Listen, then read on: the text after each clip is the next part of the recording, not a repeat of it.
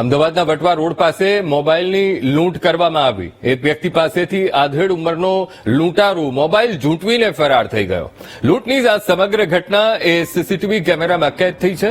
એક શખ્સ morning walk માટે રાહ જોઈ રહેલી વ્યક્તિ સાથે ઝપાઝપી કરે છે અને એક રિક્ષા આવીને ઉભી રહે છે અને લૂંટારૂ તેમાં ફરાર થઈ જાય છે.